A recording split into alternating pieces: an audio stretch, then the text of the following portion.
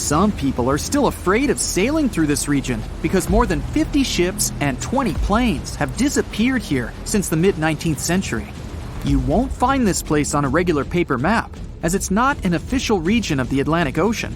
It's just an imaginary area of water in the shape of a triangle near the southeastern coast of the US. Right now, we're going there to debunk all the myths and fairy tales about this place. The most popular theory says that the ancient city of Atlantis was once located where the Bermuda Triangle is now. It was inhabited by a more advanced civilization than the rest of the people on Earth. In this area, some mysterious crystals were installed that generated infinite energy and powered the entire city. Then the city sank, and its ruins still lie on the bottom of the Atlantic.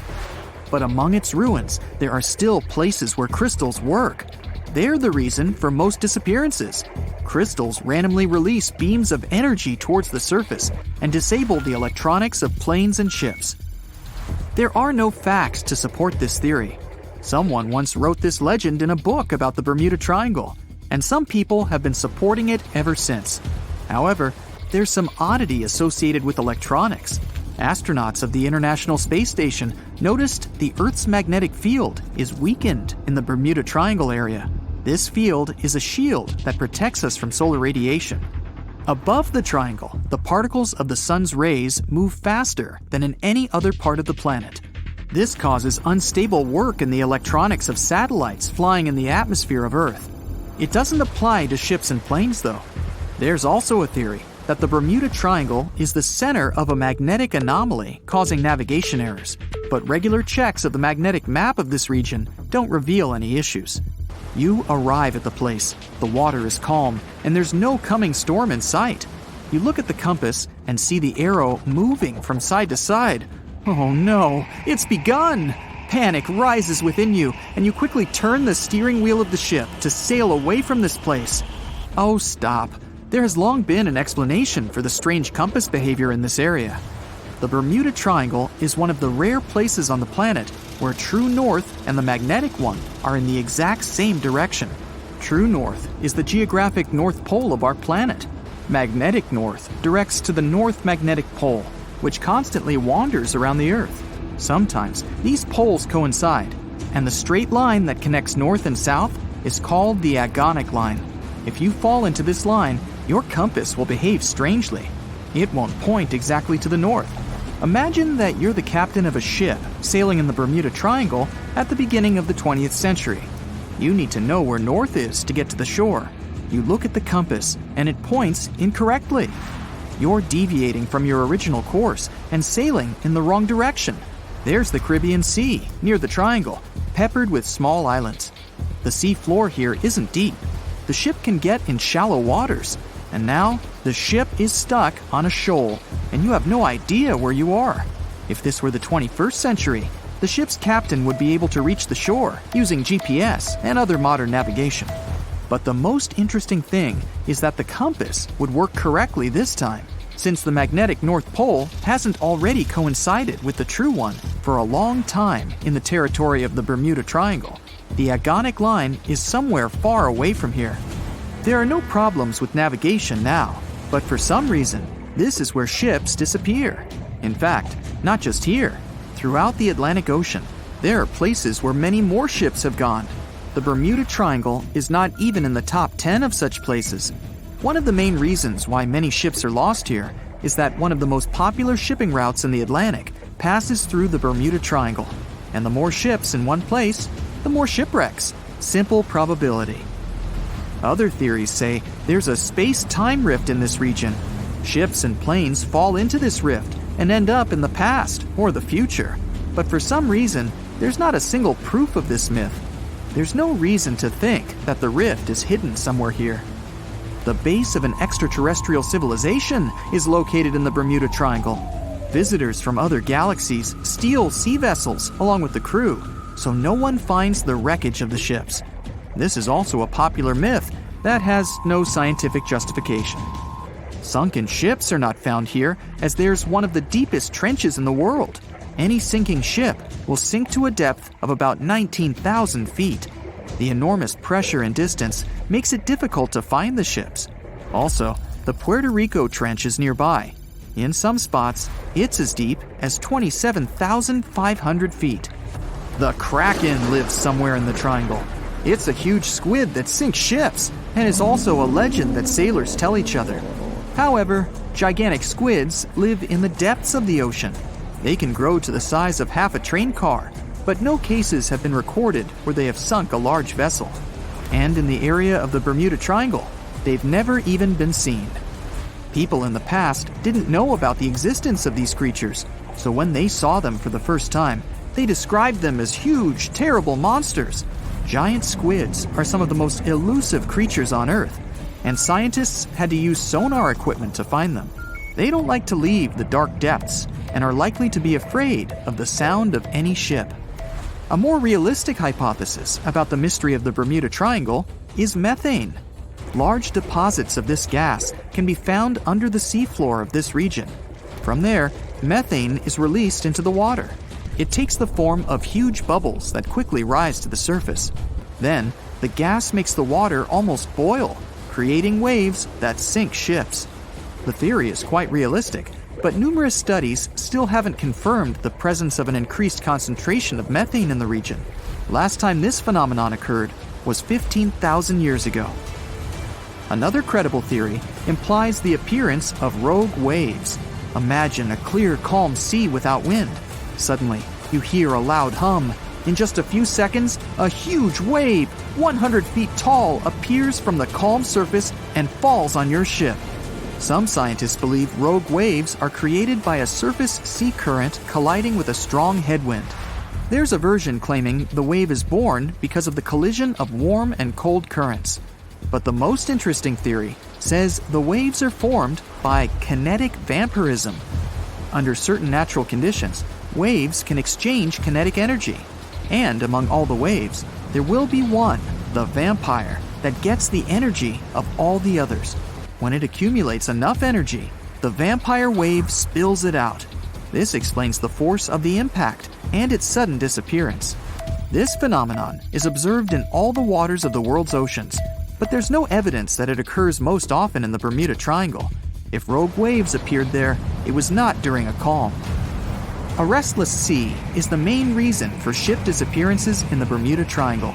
Severe storms and hurricanes are a frequent thing there, because the Bermuda Islands is an area of high pressure that diverts thunderstorms towards the triangle. Huge waves simply overturn ships, and thunder and lightning flashes disable planes' electronics. There's nothing mysterious about this. Storms and ship disappearances occur in all oceans, but a lot of legends were made exactly about the Bermuda Triangle. It all started in the middle of the 20th century, when a book was published that tells us that Atlantis lies in the waters of the triangle. No proof was given, but people liked this mysterious theory so much, they began to build upon it. They started making documentaries about it and writing new books. Each material devoted to the fantastic nature of the triangle was based not on facts, but the theories of other written books and films. And when a topic is popular, you can make money on it. Readers enjoy it, and authors are rewarded. In 1945, 5 TBF Avenger aircraft took flight for a routine training exercise around the Bermuda Triangle. In the middle of the exercise, the planes were struck by intense rain and heavy winds, despite the clear weather forecast. The pilots became extremely disoriented and radioed the base to report that their navigational equipment had stopped working.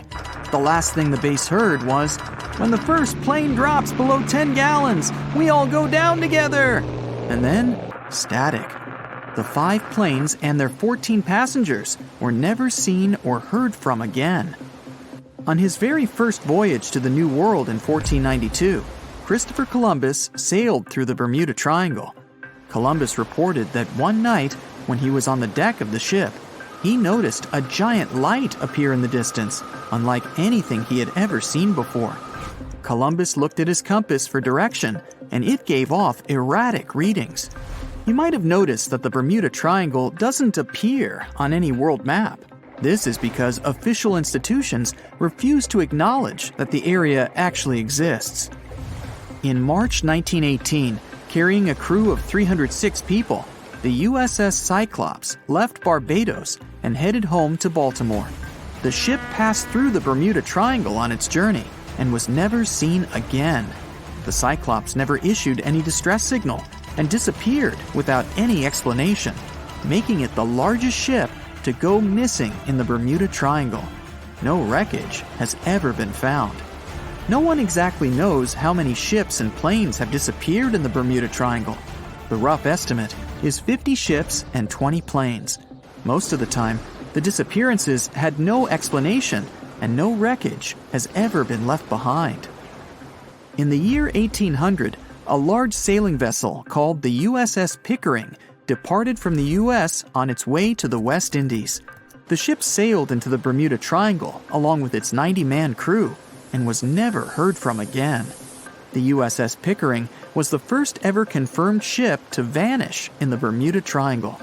It's believed that the ship was taken out by a storm, but because no wreckage was ever found, we'll never know for sure. William Shakespeare's famous play, The Tempest, was inspired by the Bermuda Triangle. Sailors returned home to England to tell stories of treacherous waters near the Bahamas, where ships mysteriously disappeared. These stories made it back to the bard himself and inspired his final play about a storm at sea transporting a ship to a mysterious land. The shipwreck in Shakespeare's play is based on the 17th century ship Sea Venture. The ship was carrying supplies from England to Virginia when it was struck by a massive storm in the Bermuda Triangle. Sea Venture was battered by the storm for 3 days and barely made it to the shore. Survivors of the wreck were stranded on a desolate stretch of Bermuda for 9 months. When the TBF Avenger planes went missing, a massive search operation was conducted. Boats and planes searched the Bermuda Triangle for any signs of the aircraft. One of the boats searching was a PBM-5 Mariner airboat. The airboat took flight at 7:27 p.m. and called in a routine radio message 3 minutes later. Then, it was never heard from again. No trace was ever found of the rescue airboat or the 5 Avenger aircraft. A huge investigation was launched into the disappearance of all these vehicles, but nothing was ever discovered. Because the Bermuda Triangle isn't a recognized place, no one knows its exact location or size. Some people believe it covers around 500,000 square miles around the Bermuda area. Other people believe the triangle is as big as 1.5 million square miles. The Bermuda Triangle is one of the most heavily traveled shipping routes in the world. Some skeptics believe that this fact solves the Bermuda Triangle mystery. Statistically, the busier the area, the higher the frequency of accidents and disappearances. While this makes sense, it's not the frequency of disappearances that's responsible for the mystery of the Bermuda Triangle. It's the lack of explanation or wreckage found. The Bermuda Triangle is home to the deepest point in the Atlantic Ocean, the Milwaukee Deep. The area has a maximum depth of over 27,000 feet. This is one of the deepest points in the ocean floor, but still not close to the massive 35,000 feet of the Mariana Trench. But the huge depth might explain how such little wreckage has been found. The Bermuda Triangle is home to some pretty intense and unexpected weather.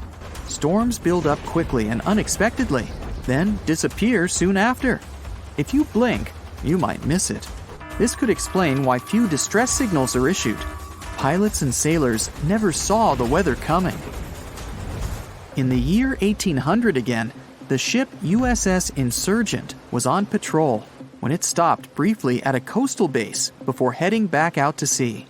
That was the last time USS Insurgent was ever seen. A severe storm reportedly struck the West Indies around that time.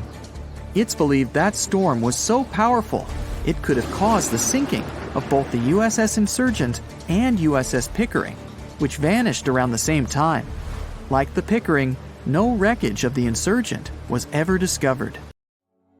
The airplane involved was a Beechcraft Bonanza single-engine aircraft. On board, pilot Bruce Gernon had 2 passengers, his father and business partner. They took off from Andros Island in the Bahamas and headed northwest for the Florida coast. It was December 4, 1970. If you draw up a map, Trace a line connecting the island of Bermuda, Puerto Rico, Miami, and back to Bermuda. What do you get? Yes, it's a triangle, a sinister polygon known for mysteriously swallowing over 2,000 ships and 200 aircraft over the centuries. Bruce Gernon's plane was within its hungry grasp. But this was a typical flight Bruce had made dozens of times before. The trip usually took about an hour and a half, with no hiccups or mysterious phenomena whatsoever. The men were no more concerned than you would be during your daily commute to work. Oh, but this time would be different. They would face very unusual circumstances indeed. Bruce took off and started gaining altitude. Strange things started happening right from the get-go. At an altitude of about 1,000 feet, he noticed a small cloud up ahead. But it kept growing. Not from the plane getting closer, this thing was actually getting bigger in size. Bruce had to fly through it, and he came out the other end just fine. Another mysterious cloud appeared at 11,500 feet. This one was massive, and Bruce had no other choice but to fly through it too. So he concentrated, took a deep breath, and in they went. At that moment, it got dark as night all around the aircraft. Not a single sliver of sunshine got through.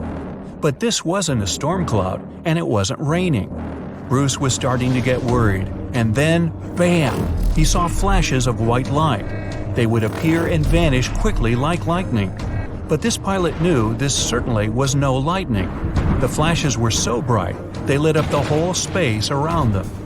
Bruce kept flying for another 30 minutes when he realized this was the same cloud he had gone through earlier when he started to climb. But now the cloud was cylindrical, and the plane was flying through its center. It was about 1 mile wide and seemed endless. Bruce thought he could never get out of that trap. But a minute later, he saw light at the end of the tunnel. He kept that yoke straight ahead.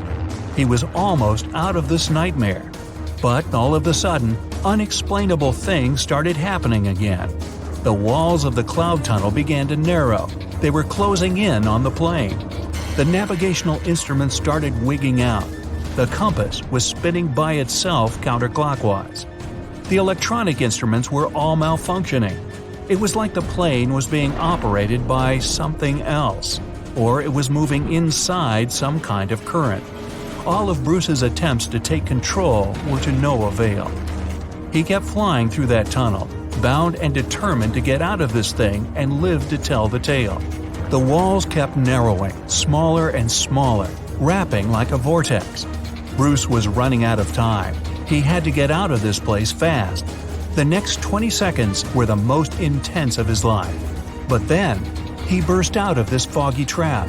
As Bruce described later, he felt weightless for 5 seconds as his plane left the tunnel. The clouds dispersed, and now the aircraft was in a grayish haze. The men let out a big sigh of relief. He immediately grabbed the radio and contacted ground control. Bruce wanted them to determine his location. But when the dispatcher looked at the green screen, his face became contorted with confusion. Bruce's plane wasn't on the radar. It was as if the thing was invisible. But then the dispatcher said the aircraft was already in Miami airspace. Bruce was utterly shocked by this information. It just couldn't be true. The distance the Beechcraft was supposed to cover was about 250 miles. Remember, the whole trip usually took around 90 minutes. But this time, it took just 47 minutes to get to the destination. This model of aircraft can only cruise at about 180 miles per hour. Do the math, and anyone would understand that this was physically impossible. The dispatcher must have made a mistake. But when the clouds parted, Bruce saw that he really was over Miami. The plane landed safely, and it was time to try and solve this mystery. So what happened on that flight? Bruce checked the remaining fuel and his watch. After a short calculation, he was only more confused. The plane hadn't gone through the amount of fuel it should have. Bruce couldn't have been wrong. He was a very experienced pilot. By his early 20s, he already had 600 hours of flight under his belt. And he was all too familiar with this airspace he'd flown countless times. All the evidence in hand seemed to indicate that Bruce's plane just skipped over almost half the entire distance. The man thought about this bizarre occurrence for a long time. He even consulted with professors and experts, but none of them could give an exact answer to what happened that day. So he came up with his own theory and even wrote a book about it. Bruce thought it all came down to this electric fog with white flashes. Others, however, theorized that dark energy was responsible for this time leap. Yes, that same dark energy responsible for the expansion of the universe. This energy could have curved time-space like a black hole, forming this strange tunnel. Bruce accidentally hit it, but he was lucky to get out of there. That's how he got into Miami airspace so fast. But dark energy is just a theory attempting to explain the unexplainable. To this day, there is no real answer for how Bruce was able to travel that distance in such a short time. But some details still can be explained.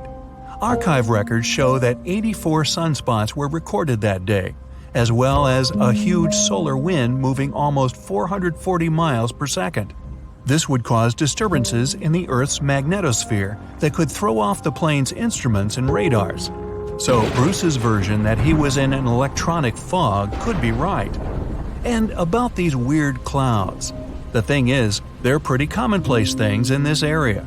Zones with low and high pressure are constantly colliding there. The result? Storm clouds. Perhaps that cloud growing before Bruce's eyes was simply two massive air currents crashing into each other. But so far, no one has been able to explain how the plane got to Miami so fast. Well, maybe in the future the truth will be revealed. In the meantime, it remains another mysterious riddle of the Bermuda Triangle. But it's still by far not the most shocking incident there. In 1945, a total of 5 planes went missing in the Bermuda Triangle all at once. On December 5th, some Navy student pilots were training in the area. The day's lesson? Navigation. Ironically enough, they couldn't find their way back to the base and got lost. Many people assume they ran out of fuel. This is likely to have caused the incident, but the circumstances were very strange. The students were under the supervision of an experienced lieutenant who had 2,500 flight hours. He would never let a bunch of newbies go so far that they'd get lost. The incident was called Flight 19. Even now, there's a debate about how it could have happened. 3 years later, a passenger jet headed to Miami from Puerto Rico disappeared in the same area. There were 29 passengers and 3 crew members on board. The weather was clear throughout the flight. But experts believe that when the plane was about 50 miles off the coast of Miami, it could have been hit by a strong wind that knocked it off course. Years later, divers found a similar-looking plane in the waters. But since it was lacking certain details and registrations, no one could confirm that it was the missing Miami-bound aircraft. The next month, in January 1948, another plane went missing in Bermuda. 25 passengers and 6 crew members just vanished somewhere between Azores and Bermuda. The mystery of this plane's disappearance, along with countless others, remains unsolved. That's it for today. So hey, if you pacified your curiosity, then give the video a like and share it with your friends. Or if you want more, just click on these videos and stay on the bright side.